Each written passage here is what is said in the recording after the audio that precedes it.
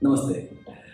आज जो मैं कहानी आपके साथ शेयर करूँगा वो हरिशंकर परसाई की है। उनकी एक बुक है प्रतिनिधि ज्ञानी। मैं उसी में से कहानी पढ़ रहा हूँ और हम सभी जानते हैं कि हरिशंकर परसाई जो है वो व्यंग्य के मास्टर आदमी हैं। जिस ढंग से वो अपनी बातों को कहते हैं सुनकर मज़ा भी आता है और उसके पीछे की सच्चाई जानकर ग्लानि भी होती है, अफसोस भी होता है। तो ये सारी चीज़ों का पुट उनकी कहानी में मिलता है। ऐसी एक कहानी है इनकी, मध्यवर्गीय कुत्ता। मैंने पढ़ी थी, मुझे अच्छी लगी, मुझे लगा कि मैं आपको साथ शेयर करूं। कहानी कुछ ये है।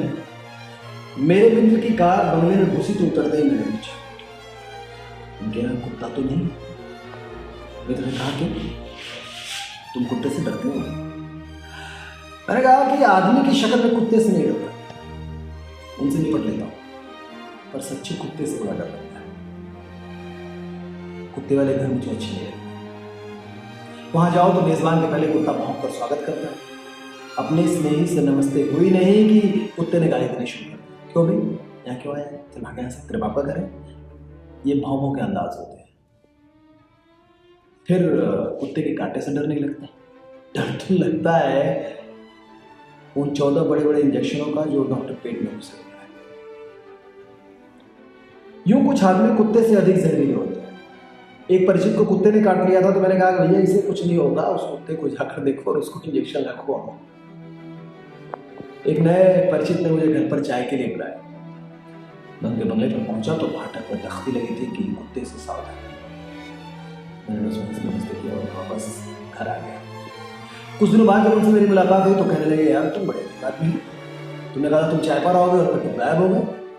नहीं, मैं आया तो था, लेकिन सामने लगा था कि कुत्ते से सावधान। पहले मैंने सोचा था कि ये घर आदमियों का है, अब कुत्ते का बोर्ड देखा तो मैं वापस आ गई। यूं कोई कोई आदमी कुत्ते से बदतर होता है। मार्क ट्वेन ने लिखा है ना, यदि आप भूखे मरते कुत्ते को रोटी खिलाते हैं तो वो आपको नहीं काटेगा। कुत्ते में और आदमी में बस एक फर्क है। बंगले में हमारे स्नेही थे और हमें वहां 3 दिन ठहरना था। मेरे मित्र ने घंटी बजाई तो जाली के अंदर से ही वही भाव भाव भाव भाव की आवाज आई। मैं तो कदम पीछे हट गया। हमारे मेजबान आए, कुत्ते को डांटा, टाइगर टाइगर। उनका मतलब था कि शेर, ये लोग कोई चोर डाकू नहीं है, तू इतना वफादार मत बन। कुत्ता जंजीर से बंधा था। उसने देख भी लिया कि हम उसके मालिक के साथ अंदर जा रहे हैं तो भी वो थोड़ा थोड़ा भौंक रहा था। मैं उससे काफी दूर से लगभग दौड़ता हुआ भीतर गया। मैं समझा ये उच्च वर्गीय कुत्ता है, लगता है ऐसा ही है। मैं उच्च वर्गीय का बड़ा अदब करता हूँ, चाहे वो कुत्ता ही क्यों ना हो। उस बंगले में मेरी अजब स्थिति थी। मैं हीन भावना से ग्रस्त था। इसी अहाते में एक उच्च वर्गीय कुत्ता और इसमें मैं। वो मुझे हिकारत की नजर से देखता था। शाम को हम लोग लॉन में बैठे थे। नौकर कुत्ते को अहाते में घुमा रहा था। मैंने देखा फाटक के बाहर 2 सड़किया आवारा कुत्ते खड़े हो। वे सर्वहारा कुत्ते थे। वे इस कुत्ते को बड़े गौर से देखते, फिर यहां वहां घूम कर लौट आते और इस कुत्ते को फिर देखते। पर ये बंगले वाला ऊपर भौंकता था। वे सहम जाते और यहां वहां हो जाते और फिर आकर इस कुत्ते को देखने लगते। मेजबान ने कहा, ये हमेशा का सिलसिला है। जब भी ये अपना कुत्ता बाहर जाता है ना, वो दोनों कुत्ते इसे देखते रहते। मैंने कहा, पर इसे उधर भौंकना नहीं चाहिए। ये पट्टे और जंजीर वाला सूता भौंके। वे कुत्ते बेचारे भूखमरे और आवारा हैं, इसकी और उनकी बराबरी नहीं है। फिर ये क्यों चुनौती देता है? रात को हम बाहर ही सोए। जंजीर से बंधा कुत्ता भी पास ही अपने तख्त पर सो रहा था। अब हुआ ये कि आसपास जब भी वे कुत्ते भौंकते ये कुत्ता भी भौंकता है। आखिर ये उनके साथ क्यों भौंकता है? ये तो उन पर भौंकता है। जब वे मोहल्ले में भौंकते हैं तो ये भी उनकी आवाज में आवाज मिलाने लगता है, जैसे उन्हें आश्वासन देता हो कि मैं यहां हूं, तुम्हारे साथ हूं। मुझे इसके वर्ग पर शक होने लगा। ये उच्च वर्गीय कुत्ता नहीं है। मेरे पड़ोस में ही एक साहब के पास थे 2 कुत्ते। उनका रौब ही निराला। मैंने उन्हें कभी भौंकते नहीं सुना। आसपास के कुत्ते भौंकते रहते पर वे ध्यान नहीं देते थे। लोग निकलते पर वे झपटते भी नहीं थे। कभी मैंने उनकी धीमी गुर्राहट ही सुनी होगी। वे बैठे रहते या घूमते रहते। फाटक खुला होता तो बाहर नहीं निकलते थे। बड़े रोबीले, अहंकारी और आत्मतुष्ट। ये कुत्ता उन सर्वहारा कुत्तों पर भौंकता भी है और उनकी आवाज में आवाज भी मिलाता है। कहता है मैं तुम में शामिल हूं। उच्च वर्गीय झूठा रोग भी और संकट के आभास पर सर्वहारा के साथ भी। ये चरित्र है इस कुत्ते का। ये मध्यवर्गीय चरित्र है।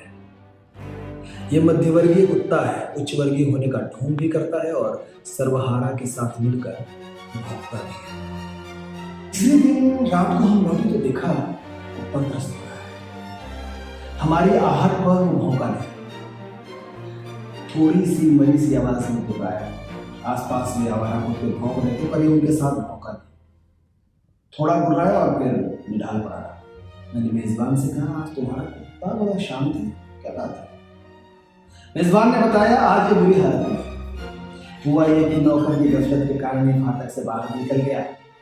वे दोनों कुत्ते तो धाक में थे। दोनों ने इसे घेर लिया, इसे रगेदा, दोनों इस पर चढ़ बैठे, इसे काटा। हालत खराब हो गई। नौकर इसे बचा कर लाया, तभी से सुस्त पड़ा है और घाव सहने लगा। डॉक्टर श्रीवास्तव से कल इंजेक्शन लगवा रहा हूं। मैंने कुत्ते की तरफ देखा। दीन भाव से बात था। मैंने अंदाजा लगाया कुछ ही हुआ। ये अकड़ से फाटक से बाहर निकला होगा। उन कुत्तों ने इस पर भौंका होगा। उन कुत्तों ने कहा होगा अबे अपना वर्ग नहीं पहचानता क्या? ढोंग रचता है। ये पट्टा और जंजीर लगाए है, मुफ्त का खाता है, लॉन पर टहलता है, हमें ठसक दिखाता है। और रात को जब किसी आसन्न संकट पर हम भौंकते हैं तो तुम भी हमारे साथ हो जाता है। संकट में हमारे साथ है मगर यूं हम पर भौंके जाते हैं। हमने से है निकल बाहर। छोड़िए पट्टा और जंजीर, छोड़िए आराम। घूरा पर पड़ा अन्न खा, चुरा कर रोटी खा, धूल में लपेट। और ये फिर भौंका। इस पर वे कुत्ते झपट गए। ये कह गए कि अच्छा ढोंगी है, दगाबाज, अभी तेरे झूठ का अहंकार नष्ट किए देते हैं। इसे रगेदा होगा, पटका होगा, काटा होगा, धूल चटाई होगी। कुत्ता चुपचाप पड़े अपने सही वर्ग के बारे में हमेशा चिंतन कर